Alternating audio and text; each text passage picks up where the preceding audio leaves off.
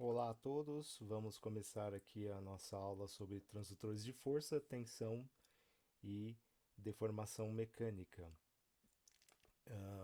Primeiro, a gente vai fazer uma pequena revisão sobre deformação mecânica, né? Porque alguns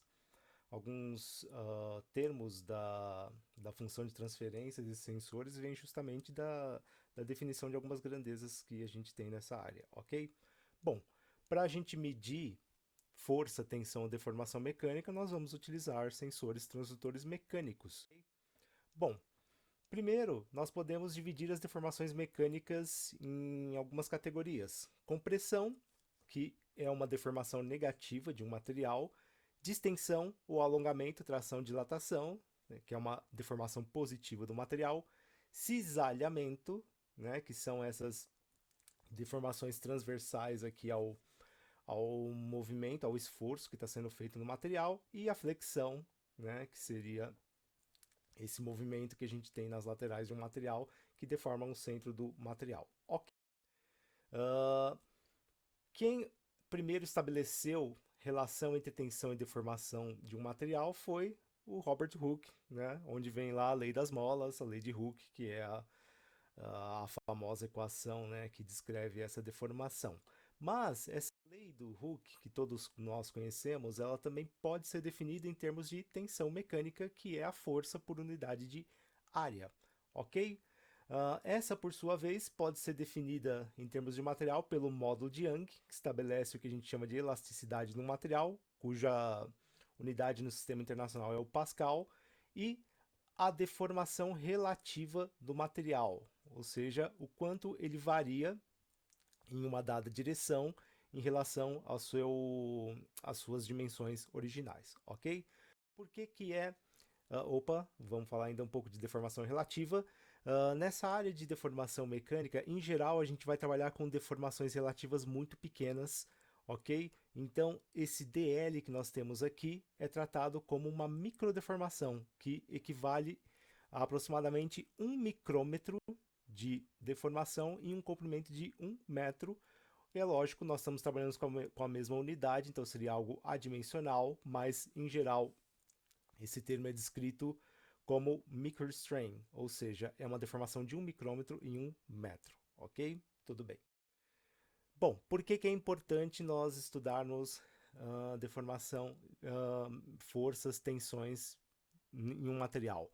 Porque ela modifica a geometria do corpo. Vamos ver o exemplo aqui dessa barra. Então eu tenho uma barra de comprimento L com uma área de seção transversal AS, e quando eu submeto essa barra a um esforço aqui de distensão, eu verifico que esse comprimento L é alterado, ele é aumentado, e proporcionalmente essa área da seção transversal AS sofre uma redução, ok? Então, se eu modifico a geometria do corpo, eu preciso encontrar maneiras de estudar essas alterações, ok? Bom, aqui tem um gráfico muito importante, né, para o pessoal que estuda aí uh, materiais, que é o gráfico de tensão por deformação relativa. E esse gráfico aqui, que todo mundo que já estudou alguma coisa aí relativa à estrutura de materiais, né, verifica que quando eu submeto um corpo a uma tensão mecânica, eu tenho alguns tipos de deformação. Essa deformação pode estar no domínio elástico, que significa o seguinte: quando eu interrompo a minha tensão mecânica que eu estou aplicando no material, ele vai voltar às suas dimensões originais. Se eu excedo esse domínio elástico, eu vou entrar num domínio que é chamado de domínio plástico, onde a deformação causada pela tensão mecânica ela é permanente no material, e se eu exceder ainda esse regime plástico, eu vou finalmente atingir o ponto de ruptura desse material. Evidentemente, essa curva que nós verificamos de tensão por deformação mecânica, ela é característica de cada tipo de material, de cada tipo de material. Então, quando nós temos, por exemplo, um aço, ele tem uma curva característica aqui dessa curva A, ou seja, ele tem um regime uh, plástico muito, desculpe, é um regime elástico muito curto, mas um regime plástico muito longo. À medida que você, por exemplo, compara ele com materiais mais maleáveis como cobre, você verifica que ele tem um regime plástico muito pequeno, mas um regime elástico enorme. Enfim, são características de cada material, ok? Bom, coeficiente de Poisson também é um parâmetro interessante quando nós estamos estudando aqui deformação de materiais, porque ele vai relacionar justamente qual é a deformação transversal que o material sofre em relação a um esforço longitudinal, ok? Se é um material isotrópico, nós esperamos que essa deformação tenha a mesma proporcionalidade, ok? Acontece que nem todo material é assim. Então, quem é que estabelece essa relação entre uma deformação transversal em relação a uma deformação longitudinal? Vai ser esse coeficiente de Poisson aqui. Ou seja, se eu aplico uma deformação relativa num material no eixo X, ok? Eu vou observar uma deformação relativa no eixo Y, que vai ser proporcional à deformação que eu tenho no eixo que eu apliquei o esforço, né? Multiplicado, então, pelo coeficiente de Poisson. É o coeficiente de Poisson que vai dar essa proporcionalidade. Notem que há um sinal negativo aqui nessa expressão. Por quê? Evidentemente, essa deformação ela sempre acaba sendo contrária nos demais eixos em relação à deformação original. Então, se eu distendir um corpo na direção X, ele vai ser comprimido na direção Y e comprimido na direção Z e vice-versa, ok? Bom, vamos fazer a análise de um corpo sobre distensão, tá? E aí tentar levantar os primeiros parâmetros que vão nos levar à função de transferência desse material. Bom, quando eu aplico uma força F aqui na direção X de um corpo, eu verifico que ele vai sofrer um aumento do comprimento L desse corpo, ok? Porém, a largura que ele chamou de W aqui e a espessura desse material que ele chamou de T vão sofrer uma redução. Tá aqui. Se eu aplico então uma deformação relativa no eixo X, eu tenho essa deformação dl sobre L, no eixo Y eu vou ter dw sobre W, no eixo Z, dt sobre T. Como a deformação foi causada lá pela distensão do eixo X, eu vou verificar que tanto no eixo Y como no eixo Z, eu vou sofrer uma redução das dimensões que serão proporcionais à deformação que eu tive lá no eixo X e contrárias, né, relembrando o que a gente viu agora há pouco, né, representadas por esse sinal negativo, e serão proporcionais, né, ao coeficiente de Poisson de cada um desse material. Ok? O que a gente vai fazer então? Pegar esses termos aqui e substituir lá na equação de cima, o que vai resultar nessa expressão 3 que nós vemos aqui embaixo.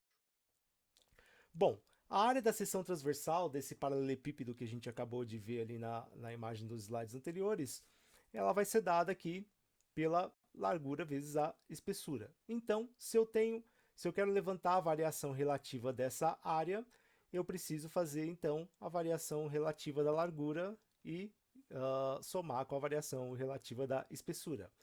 Pegando aqueles termos da expressão anterior, o que a gente vai chegar é nesse parâmetro aqui. A variação relativa da área, então, vai ser menos 2 vezes o coeficiente de Poisson desse material, vezes a deformação relativa que ele tem aqui no eixo X. Guardem, anotem essa expressão aqui, pessoal, em algum canto, porque a gente vai usar ela daqui a pouquinho aqui na nossa dedução, ok? Maravilha. Bom, em termos de sensoriamento da tensão mecânica, existem diversos métodos para a gente fazer isso, ok? Primeiro, eu posso equilibrar uma força desconhecida contra a força gravitacional de um padrão de massa. Se eu conheço o padrão de massa, força gravitacional, eu chego no valor dessa força desconhecida. Eu posso também medir a aceleração de uma massa conhecida, onde eu estou aplicando essa força, converter a força em pressão de fluidos e medir essa pressão, ou medir a tensão mecânica produzida por um membro elástico pela força desconhecida, que é a mola, ok?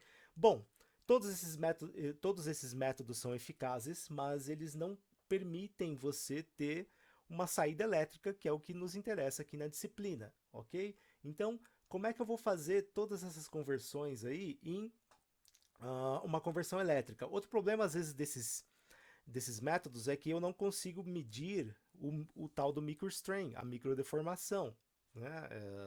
você vai ver coisas aqui que são robustas, né? Que são para medir deformações de grandes dimensões. Então vamos ver como é que a gente pode medir essas deformações pequenas eletricamente. O método que a gente vai usar para isso, né, é o uso de strain gauges, ou mais conhecido aqui em português como extensômetro, ok? O que são esses extensômetros? São resistores que alteram suas características elétricas em função da deformação mecânica que eu estou submetendo eles. Em geral, eu vou aplicar eles sobre a estrutura que eu estou querendo fazer a medição. Daqui a pouco a gente vê alguma figura sobre isso. E a grande vantagem desse tipo de elemento é que ele não tem peças móveis, né? Então é fácil de você aplicar eles e utilizar eles na estrutura que você está fazendo o teste lá da deformação da tensão mecânica, ok?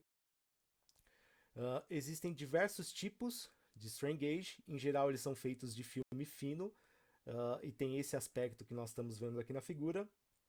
É um resistor, né, que tem essa estrutura alongada aqui que nós chamamos de dedos. Então,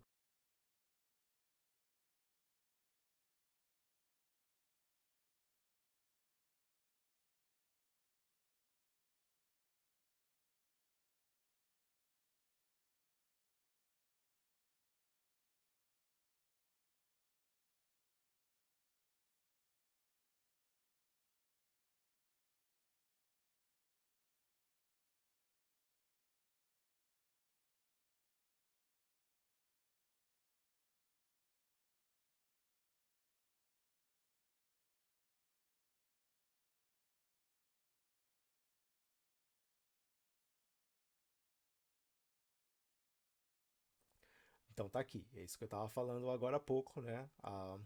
O comprimento deles, na verdade, indica a direção onde eu vou fazer essa medição. Então a gente tem os uniaxiais e tem os do tipo roseta, onde você consegue medir essa deformação em diversas direções.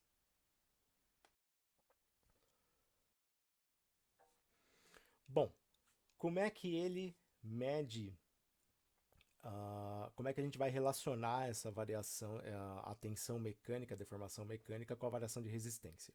Bom, nós temos aqui a clássica expressão de resistência elétrica, que vai ser definida pela resistividade do material, pelo comprimento desse resistor e pela área da seção transversal do material que compõe esse resistor, ok? Quando eu estou falando de deformação mecânica, na verdade, a deformação mecânica afeta esses três parâmetros que compõem a minha resistência elétrica. Então eu tenho tanto a deformação da geometria do resistor, né, observada pelas mudanças de comprimento e de área, ou a mudança da condutividade ou resistividade do material. Dependendo do tipo de material que você constrói o seu strain gauge, o seu extensômetro, uh, alguns desses parâmetros vão ter um maior impacto, uma maior contribuição na mudança de resistência em relação a outros. No caso dos metais, nós verificamos que eles são mais sensíveis às mudanças que a gente chama de dimensionais, né, de comprimento e de área. Os semicondutores, por sua vez, são mais sensíveis às mudanças de resistividade desse material, ok? Bom, quem caracterizou esse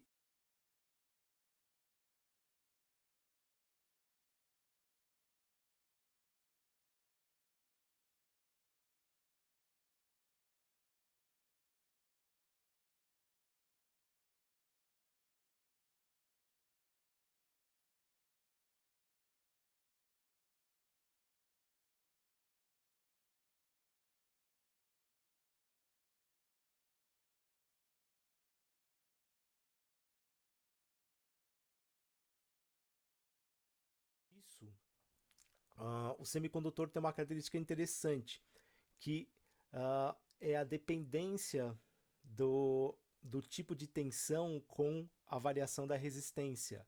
Se eu tenho um semicondutor do tipo P, eu verifico que quando eu aumento a tensão mecânica em um dado, em um dado material, esse em um dado material, não, desculpe, no semicondutor do tipo P, se eu aumento essa tensão mecânica, eu verifico que ele aumenta a resistência elétrica. Se eu tenho um semicondutor do tipo N, acontece exatamente o efeito contrário. O aumento da tensão diminui a resistência elétrica. Se eu inverto o meu esforço, se eu começo uma compressão do meu material, agora o meu semicondutor do tipo N aumenta a resistência e, ao contrário, o resistor do tipo P ele diminui a resistência. Então, são efeitos contrários interessantes para explorar, dependendo do tipo de aplicação que você deseja utilizar o strain gauge. Ok, vamos lá tentar chegar na função de transferência desse sensor, tá? Bom, a gente tem que entender o seguinte, que as resistências nominais do strain gauge elas não são muito elevadas, tá? Pode chegar até uns 5 kΩ, mas elas podem ser muito mais baixas do que isso. Outro detalhe é que estamos falando de variações de resistência muito pequenas mesmo. São variações que nós chamamos de infinitesimais. Então, para relacionar a mudança dessa resistência com esforço mecânico, nós vamos ter que pegar a expressão clássica.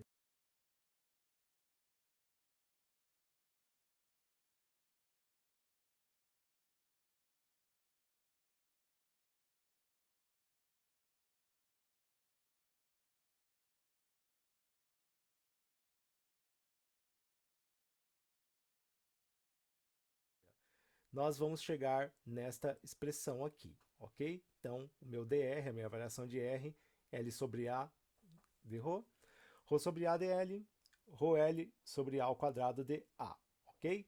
O que nós vamos fazer agora? Vamos pegar essa expressão e dividir pela expressão de resistência clássica. Quando eu faço isso, eu vou verificar que a minha variação relativa de resistência ela está relacionada com variações relativas da resistividade, do comprimento e da área do material. Bom, o que eu vou fazer então? Eu vou pegar essa expressão aqui e substituir os termos pelos termos de deformação mecânica. Nós sabemos que o dl sobre L, na verdade, é a deformação relativa em um dado eixo. No caso do exemplo aqui, né, era a distensão no eixo x, deformação relativa no eixo x. dA sobre A. Lembram quando eu falei, anotem aquela expressão da variação relativa da área? Pois é, a gente vai substituir ela justamente aqui. Se vocês anotaram lá, vocês vão verificar que essa expressão, na verdade, era dada por esse termo aqui, duas vezes o coeficiente de poação, vezes a deformação relativa, tinha um sinal negativo aqui. E o dρ sobre ρ fica como ele mesmo. Finalmente, eu então chego na expressão que vocês encontram aí na literatura, que mostra que a variação relativa de resistência em um strain gauge, ela depende de fatores geométricos do material que eu uso para construir o strain gauge e de característica elétrica do meu material. Quando eu estou falando de strain gauges metálicos, essa variação está concentrada, na verdade, nesses fatores geométricos. Quando eu estou falando de strain gauges semicondutores, a maior contribuição dessa variação relativa está aqui na resistividade do meu material, ok? Como é que eu chego na sensibilidade? Quando vocês procuram strain gauges, tensômetros em catálogos, em geral vocês se deparam lá com uma letrinha chamada de G ou GF, ok? O que é isso aí na verdade? É o chamado fator gauge. É o fator que dá a sensibilidade do meu strain gauge, do meu extensômetro. Como é que eles chegam nesse fator G? Ele vai pegar a variação relativa de resistência e dividir pela deformação relativa do material, ok? Que compõe o strain gauge, evidentemente. Então, pegando aquelas expressões que a gente definiu agora há pouco, nós chegamos aqui nas expressões clássicas de strain gauge. Vocês encontram ela nessas duas formas aqui, ok? Então, viu lá G, GF, o que ele está falando é do fator gauge, é o que define a sensibilidade do meu strain gauge, do meu extensômetro. Essa tabela aqui, ela ilustra alguns dos fatores gauge que você encontra em strain gauges comerciais disponíveis por aí, ok? Então, de platina 6,1, platina irídio 5,1 e assim por diante, ok? Dá para verificar que o fator gauge aqui possui algumas unidades e nós estamos falando aqui de strain gauges metálicos, né? São metálicos ou ligas metálicas. Bom, agora vamos falar um pouco de fator de cross-sensibilidade. Para isso, vamos relembrar como é que eu utilizo o strain gauge para fazer a medição. Então lembra que a direção, o sentido que eu quero fazer a minha análise de distensão do corpo, ela tem que ser exatamente o sentido de orientação dessas estruturas que a gente chama de dedos de strain gauge, ok? Então, idealmente, o strain gauge só tem sensibilidade nesse eixo aqui, né, de extensão desses dedos, e na transversal ele deve ser insensível, ou seja, se eu coloco um esforço aqui na transversal, esses dedos aqui eles tendem a abrir e isso não causaria nenhuma deformação desse material, por consequência eu não teria nenhuma variação de resistência elétrica. Bom, então vamos falar do fator de cross-sensibilidade, que seria uma sensibilidade que surge em eixos indesejáveis, ou seja, eixos que você não está querendo medir o esforço, mas que vão acabar contribuindo para a sua variação de resistência e, consequentemente, te dando um resultado falso, né? Ok, então vamos supor que eu estou pegando um strain gauge e submetendo ele a uma tensão no eixo X e eu observo que a minha variação relativa de resistência no eixo X, uh, ela também pode ser afetada por alguma eventual sensibilidade que ele tenha lá no eixo Y ou no eixo Z, ok?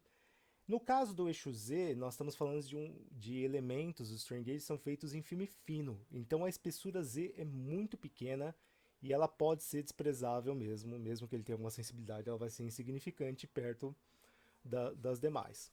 Mas no Y pode acabar não sendo desprezível, e aí o que os fabricantes fornecem, que vocês encontram às vezes em catálogos, um fator de sensibilidade transversal que é chamado de fator de cross-sensibilidade, muitas vezes encontrado por essa letrinha aqui, KY, ok? O que ele relaciona na verdade? A sensibilidade no eixo Y em detrimento da sensibilidade do eixo que você está querendo fazer a medida aqui no exemplo no eixo X. Idealmente, é claro, esse KY tem que ser zero, ou seja, você não quer nenhuma sensibilidade no eixo Y e quer a máxima sensibilidade possível no eixo X. Bom, o que a gente vai fazer? Vai pegar então aquelas expressões da sensibilidade, né, que a gente estava definindo lá no item B, e substituir aqui, né, no item A, mas agora trabalhando com o fator de cross-sensibilidade, lembrando que a nossa sensibilidade no eixo Z vai ser zero, ok? Então agora a minha expressão de variação relativa da resistência depende da sensibilidade tanto pela deformação que eu tenho lá no eixo X, como pela contribuição do fator de cross-sensibilidade que eu vou ter lá no eixo Y, ok? Como nós definimos anteriormente, a variação relativa de resistência no strain gauge vai depender do S, que na verdade é o G, aqui é o fator gauge, vezes a deformação relativa nesse eixo, ok? Igualando essas duas expressões aqui, eu caio nessa expressão de baixo aqui, né? Onde a sensibilidade geral, né, vai ser dada aqui por essa expressão aqui. Os fabricantes fazem então, eles aplicam lá uma tensão mecânica conhecida no eixo X, e como eles conhecem também o coeficiente de poação do material que eles utilizaram para construir o strain gauge, eles medem a deformação relativa que tem lá no eixo X, e finalmente, substituindo isso na expressão anterior, eles chegam na expressão de sensibilidade que inclui aqui o meu fator de cross-sensibilidade. Ou seja, se esse termo aqui é zero, se ele não tem sensibilidade nenhuma, a sensibilidade de strain gauge é igual à sensibilidade no eixo X, que vai ser o meu fator gauge, ok? Então, enfim, se vocês encontrarem esses termos aqui em algum catálogo de strain gauge, ele está falando dessa sensibilidade transversal, tá? Que em geral é muito baixa, mas dependendo da aplicação, né, você quer saber.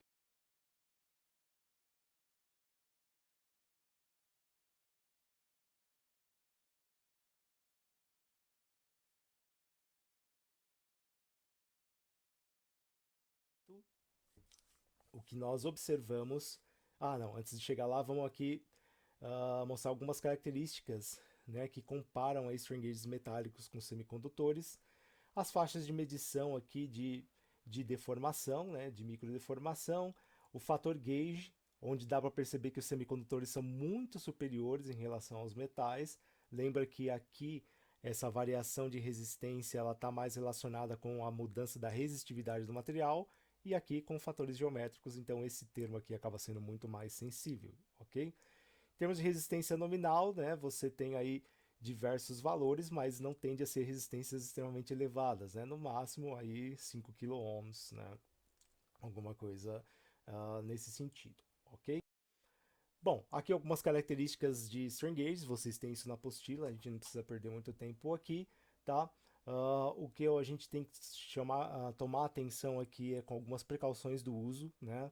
Uma delas é que eu não posso submeter meu strain gauge a forças que excedam a elasticidade do material, senão eu deformo ele plasticamente e aí eu perco o meu sensor, né?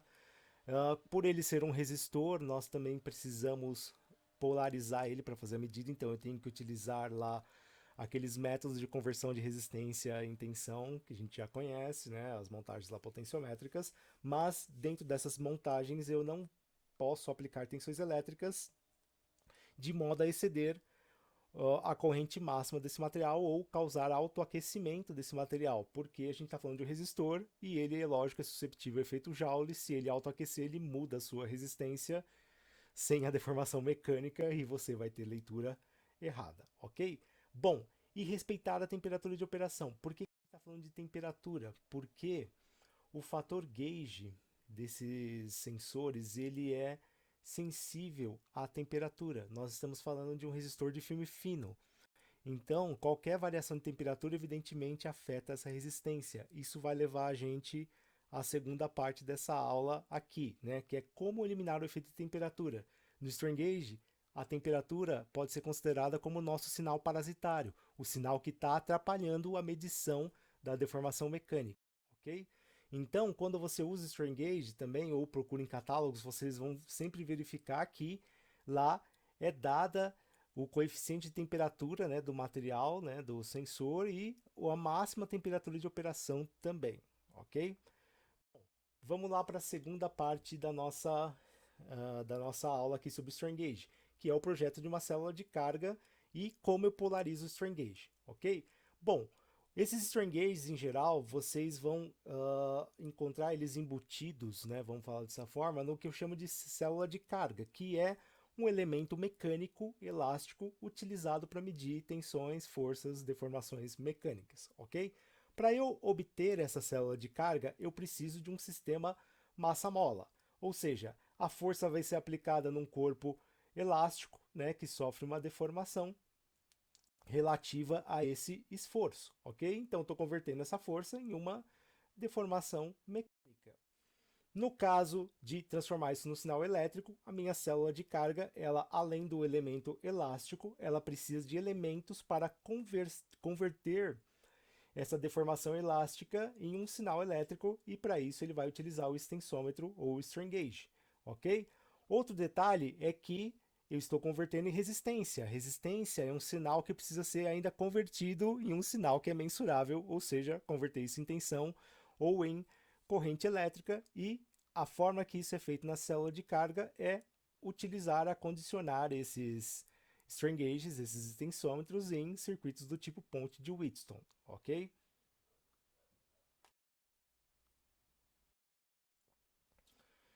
Bom, nós aqui não vamos estar concentrados no projeto mecânico de uma célula de carga, porque esse projeto, na verdade, é uma coisa mais da área de engenharia mecânica, né? Então, lá o engenheiro mecânico vai projetar diversos tipos de estruturas que vão ser adequadas para medir alguns tipos de esforços, né? Compressão, flexão, e assim por diante. O que nós vamos estar interessados aqui é em fazer o projeto elétrico, ou seja, a partir do engenheiro mecânico definir aonde ele precisa medir as tensões, as deformações, nós vamos condicionar essa deformação, né, e transformá-la num sinal elétrico que seja mensurável e tentando evitar os efeitos parasitários que ocorrem nesse tipo de sensor. Quando eu vou utilizar um strain gauge, ele, na verdade, como eu mencionei lá no início da aula, ele é aplicado sobre a estrutura, né? Então vai ter algum epóxi, alguma coisa, alguma cola, né? Que você vai utilizar para adicionar ele aqui na estrutura e fazer a medição mecânica da deformação.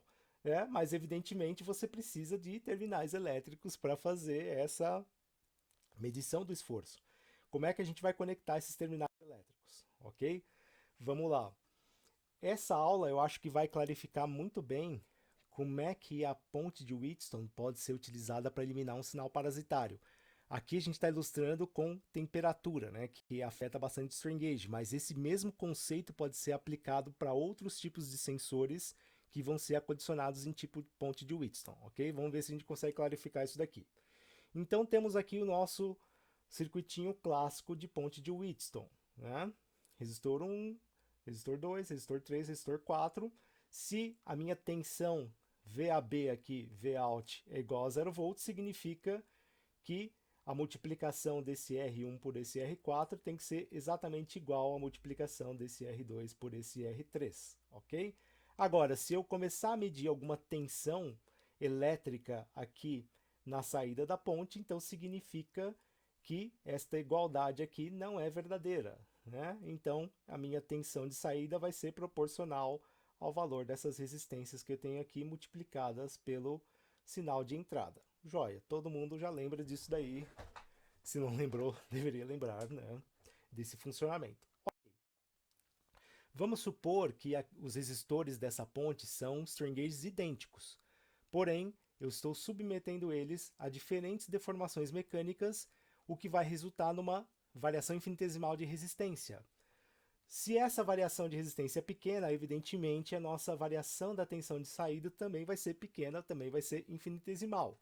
Para eu estimar ela, a gente vai ter que expandir essa função de tensão de saída, que a gente viu lá da ponte anteriormente, no slide anterior, no que eu chamo de série de Taylor. Tá aqui. Vou avaliar qual é a variação relativa desse sinal de saída em relação à variação de cada uma das resistências que compõem aquela ponte, ok? Então, na aula a gente resolveria aqui essas derivadas parciais, né, para chegar lá na outra expressão. Tentem fazer isso aí em casa, mas o resultado é exatamente esse daqui quando eu resolvo as derivadas parciais, ok? Já coloquei alguns termos em evidência aqui, onde eu verifico então que a minha variação do meu sinal de saída depende do quê? Das variações relativas de cada uma das resistências que compõem essa ponte de Wheatstone, ok? Agora vamos considerar o seguinte, que todos os strain gauges dessa ponte, eles são iguais, sem excitação, e aqui a gente está falando de excitação mecânica, ou seja, eu não estou deformando eles, ok? Se eles são iguais, então, evidentemente, a ponte vai ter uma saída de 0 volts. E se eles são strain gauges iguais, eles possuem a mesma sensibilidade, ou seja, o mesmo fator gauge, ok? Quando eu submeter agora cada um desses sensores a uma deformação relativa diferente, eu vou ter, então, as deformações atreladas a cada um deles, ok? Deformação no resistor 1, deformação no resistor 2, no resistor 3 e no resistor 4, no strain gauge 4. Ok, lembrando que o fator gauge é dado aqui por essa expressão, né? Então, a variação relativa de resistência depende do fator gauge vezes a deformação relativa que eu tenho em cada um deles. Se eu pegar isso daqui e substituir lá na expressão anterior, eu vou verificar que a minha variação do sinal de saída vai depender do quê? Da sensibilidade desses strain gauges dividido por 4, multiplicado pela deformação relativa que cada um deles vai apresentar, ok? Maravilha. Copiem essa expressão aqui, ó, porque a gente vai analisar agora as montagens desse sensor dentro da ponte de Wheatstone com essa expressão aqui, ok? Então, essa expressão basicamente define a conversão do sinal mecânico, que é a deformação relativa, no meu sinal elétrico, que agora vai ser já diretamente a tensão elétrica, ok? Analisar esse slide aqui. Nós temos duas pontes, né, uma da esquerda e uma da direita, e onde eu tenho a seta vermelha, essa seta está representando um strain gauge. Quando não tem a seta, simplesmente se trata de um resistor ideal, tá? Que não sofre nenhuma variação nem com temperatura e nem com a deformação mecânica que eu estou querendo medir. Imagina que no meu strain gauge a temperatura é um sinal parasitário, ou seja, ela vai afetar, ela vai variar a resistência e eu vou confundir isso com variação causada por deformação mecânica, ok? Então a temperatura que é indesejável vai ter que ser eliminada. Comparando essas duas figuras, eu quero que você imagine o seguinte, qual delas vai me dar alguma saída de tensão que é diferente de zero e qual delas vai me dar uma saída de tensão que é igual a zero? Seria a da esquerda ou a da direita? Pensa um pouco aí, enquanto eu tomo uma água.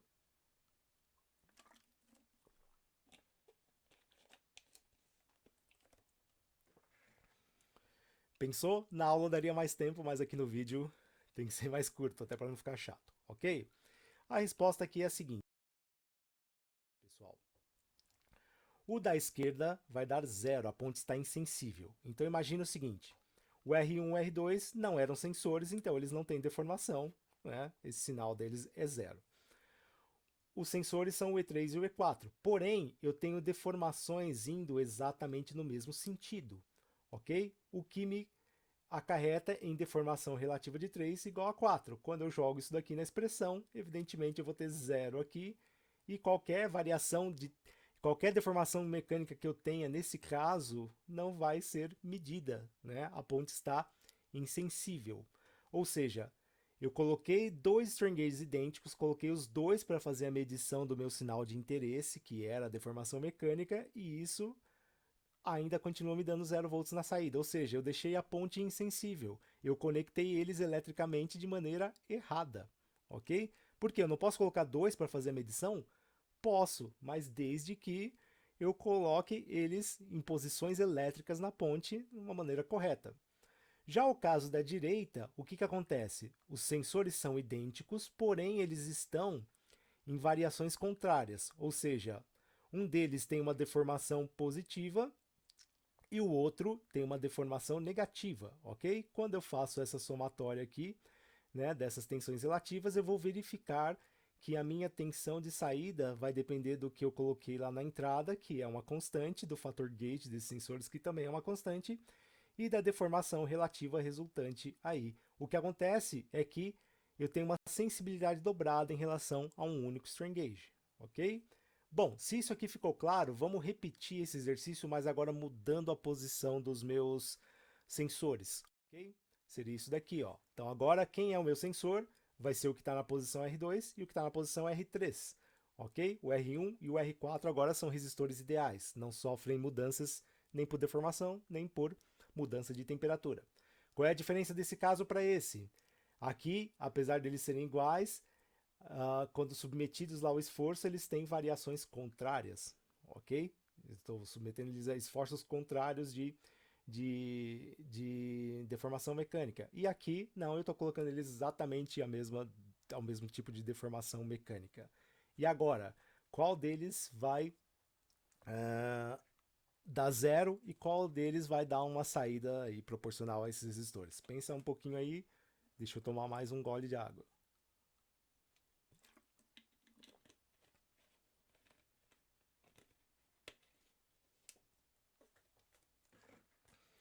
Se você entendeu o esquema anterior, você vai chegar exatamente nessas respostas aqui. O da esquerda continua dando 0, né? Porque quando eu faço a somatória aqui dessas tensões mecânicas, dessas deformações mecânicas, eu verifico que a ponte continua insensível. E o da direita vai dar exatamente a mesma saída que eu tenho no caso anterior. Ou seja, eu tenho uma sensibilidade dobrada em relação a um único strain gauge. Verifique que nós avaliamos aqui 4 casos, né? O caso, na verdade, de quando eu só tenho um strain gauge fazendo a medição, seria aqui o G sobre 4.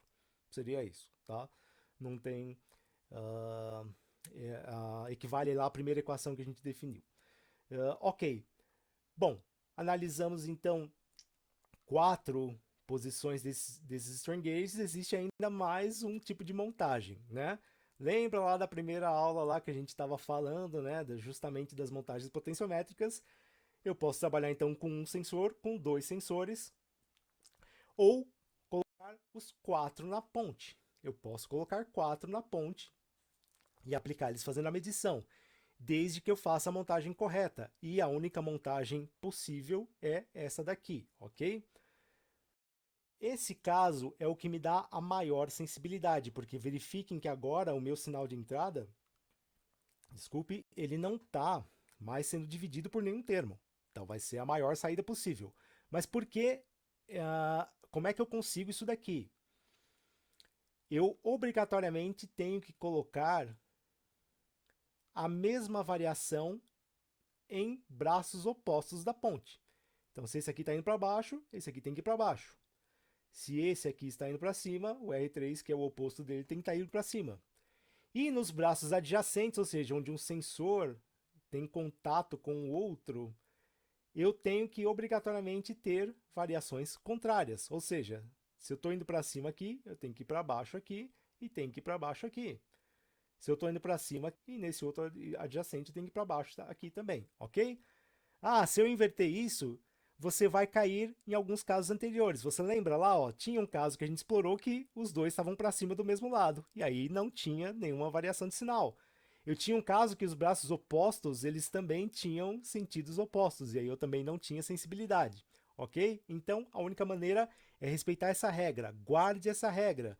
Para uma ponte ter sensibilidade, os braços opostos têm que possuir variações iguais e os braços adjacentes têm que possuir variações contrárias, ok?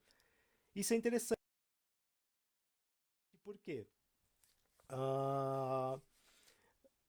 Você pode usar esse artifício justamente para eliminar o sinal parasitário, e é o que a gente já vai mencionar daqui a pouco, tá?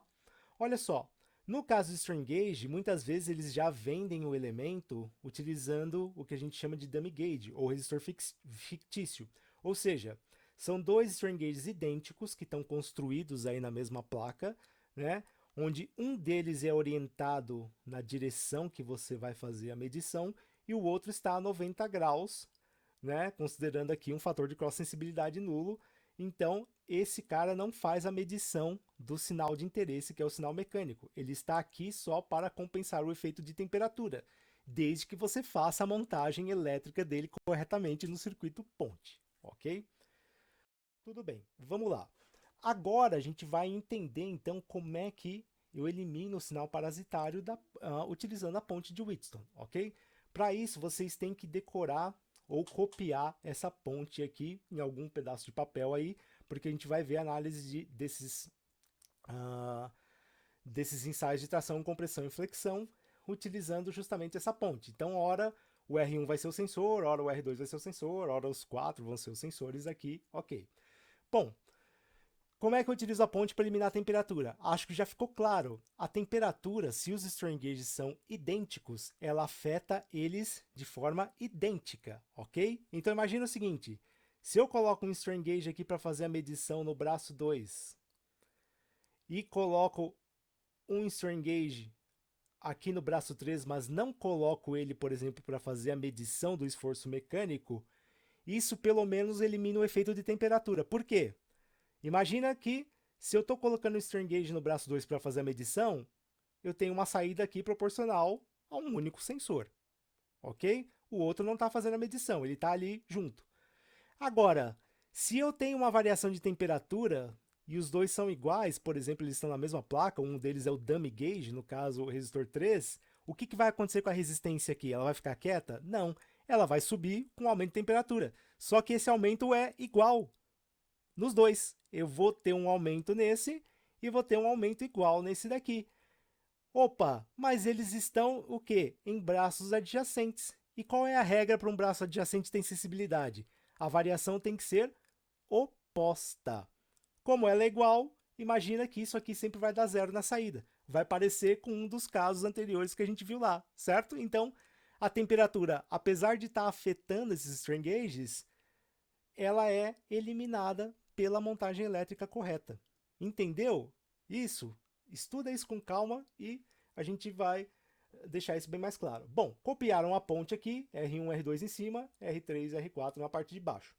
Agora a gente vai atrelar esses números aqui com cada um dos strain gauges que estão com a posição dos strain gauges naquela ponte lá, ok? Vamos lá. Então na primeira configuração eu peguei só um strain gauge, né? E colei ele aqui na minha barra para fazer o ensaio de tração e ensaio de compressão. Então, nessa configuração só tem um strain gauge na ponte, ele vai medir a tração desse elemento ou a compressão, tá? Mas eu também não vou ter compensação de temperatura. Se a barra está quieta e eu aqueço a barra, eu vou variar o valor de resistência dele e isso vai acabar aparecendo lá no sinal de saída, ok? Então não tem eliminação do sinal parasitário. Agora imagina que eu peguei o resistor que está na posição 1 e coloquei um outro strain gauge na posição 2, só que agora ele está numa posição transversal em relação ao sensor 1. Ou seja, o sensor 1 é o que está fazendo a medição da tração e da compressão. O sensor 2 Ele não é sensível à medição dessa grandeza. Porém, por ele estar lá na posição 2, o que vai acontecer? Se eu tenho a variação de temperatura, esse aqui vai para cima e esse que está no braço adjacente também vai para cima. O que acontece aqui? O efeito de temperatura é eliminado, é minimizado, ok? Qual é a saída elétrica dele? É a saída proporcional a só ter um único sensor na ponte, porque é esse que está medindo a tração e compressão, o outro lá só para eliminar o efeito de temperatura. Perceba que isso só acontece porque ele está na posição 2. Se eu pegasse esse elemento aqui, por exemplo, e colocasse lá na posição 4, eu acho que poderia dar errado, ok? Eu não teria essa compensação de temperatura. Bom, na terceira configuração, agora eu estou utilizando o 1 como sensor e o 3, só que o 3 eu colei na parte de baixo da minha barra. Tá? Então, o 1 está na parte de cima, o 3 está na parte de baixo e ambos estão sendo utilizados agora para medir a tração, a compressão. Perceba o seguinte, que por eles estarem nessas posições lá da ponte, eu consigo medir a tração e consigo medir a compressão, ok? Utilizando dois sensores, ok?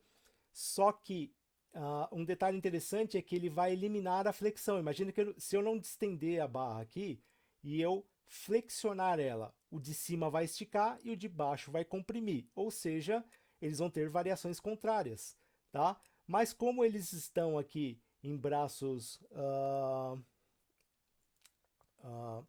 como eles estão em braços opostos da minha ponte, o que vai acontecer? Braços opostos tem que ter variação igual para aparecer, né? Braços contrários, né? Braços opostos com variação contrária não dá sensibilidade, então a flexão seria eliminada, ok? Mas a temperatura não seria, por quê? Eles estão em braços opostos e a temperatura joga eles para o mesmo lado, então ela também vai aparecer, ok? Nesse ensaio, e como se fossem dois sensores fazendo a medição, inclusive. Tá? No último caso aqui, eu mantive o 1 e o 3 fazendo a medição, mas eu adicionei outros dois sensores na transversal, ou seja, eles não medem a tração nem a compressão. Nessa situação, eu consigo medir o que eu quero.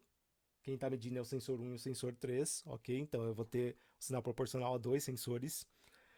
O 2 e o 4 estão aqui só para eliminar o efeito de temperatura, porque agora eu tenho 4 sensores na ponte e quando eu tenho a temperatura ela joga todo mundo para o mesmo lado, eu vou acabar eliminando então a temperatura, ok?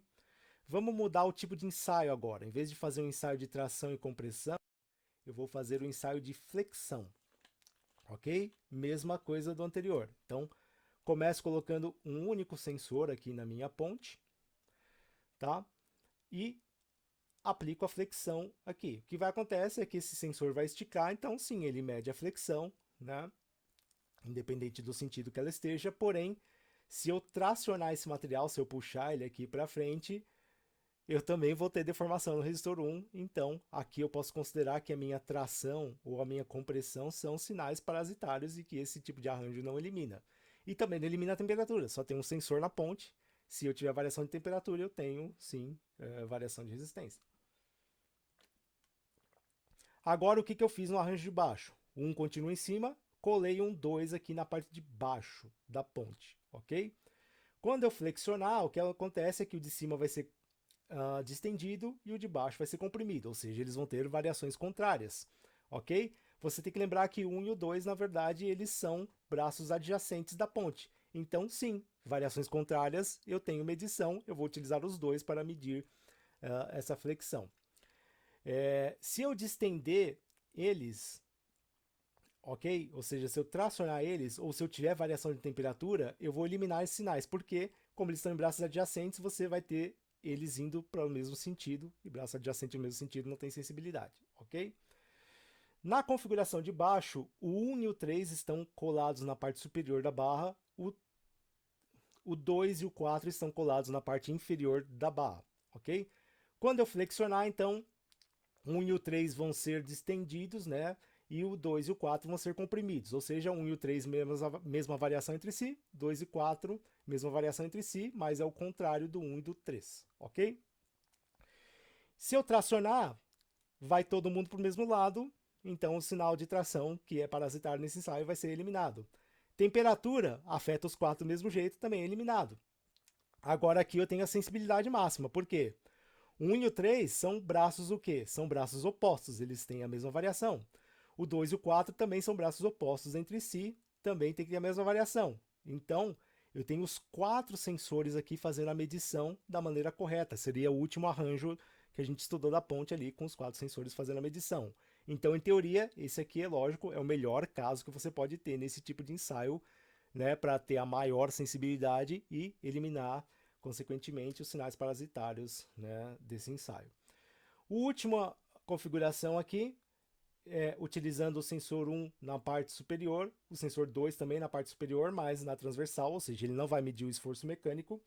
Sensor 4 na parte inferior, medindo o esforço mecânico, e o sensor 3 também na parte inferior, mas sem medir o esforço mecânico, ok? Então, se eu tiver a flexão, quem é que vai medir aqui? Vai ser o sensor 1, sensor 4, porque eles têm variações contrárias, ok? Tem variações contrárias porque eles estão em braços adjacentes da ponte, ok? Se eu tiver a tração, não vai medir, porque como eles são braços adjacentes, eles vão ter a mesma variação. E eu vou ter a compensação de temperatura também, né? Que nesse caso, os 4 sensores medem a temperatura na ponte e essa variação de temperatura é igual para todo mundo, então a ponte fica insensível. Ok, pessoal?